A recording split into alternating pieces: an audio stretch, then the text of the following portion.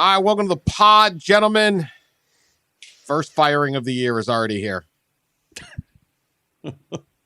Not even mid-September.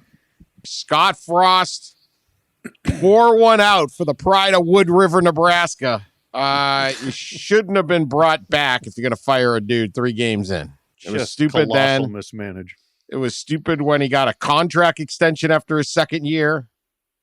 This was just not good for Nebraska all around. We have discussed Scott Frost many times on this pod. It seemed like it was going to be great.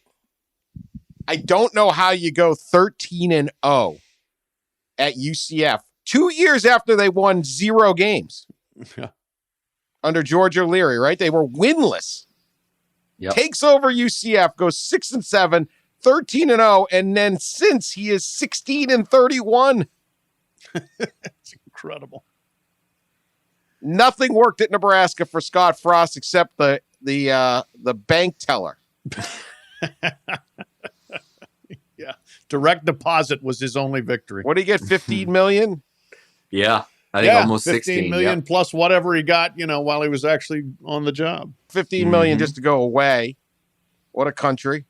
Absolute disaster. I mean, they lose to Georgia Southern. So here is the question. I will start with you, Pat. Who do they hire and what the hell do they got to do to get Nebraska back?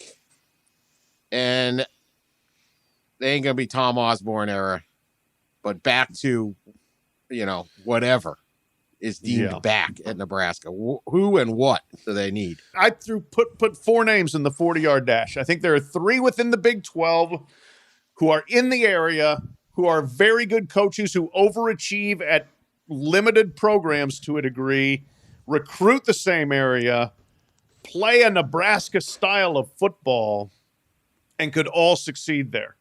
Matt Campbell at Iowa State, Lance Leipold at Kansas, Chris Kleeman at Kansas State. A lot of people say, Nebraska's not an A-list job, and it's not really anymore. It's not, but it's probably still a better job than those 3.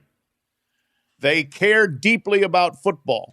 You have a huge, passionate fan base, more passionate than any of those 3. The 4th name I threw out, and then I'll turn this back over, was Mark Stoops from Kentucky.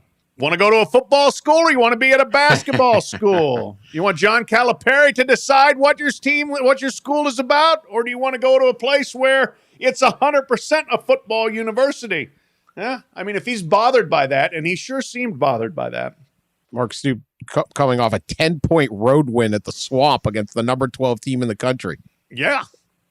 Looking good. Yeah, I know. I don't really, seems like it's going all right. I don't know if I were him that I would make that move. But talking to some coaches this past cycle, one of them said to me, there are going to be 2 things that you're going to see change how coaches move jobs.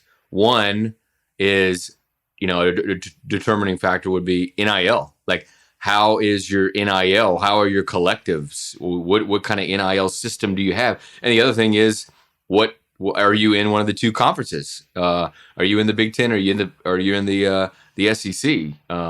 So those 2 things might, usually we think of coaching decisions and determining coaching, coaches and how they move on like recruiting footprint and of course money for salary and salary pool and all that still does matter. But it's interesting that maybe NIL and the actual conference alignment is going to come into play. And Nebraska has pretty much all those things except a really good recruiting footprint, right? They probably have great resources. They're willing to spend the resources. They're in the Big Ten. They're in that conference. And, and again, none of these figures are real like confirmed.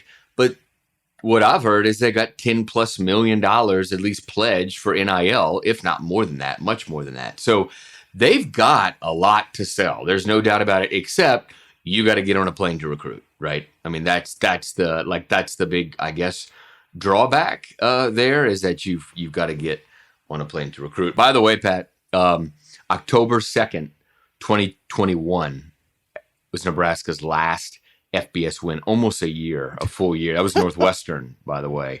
It's crazy. Yeah. Unbelievable.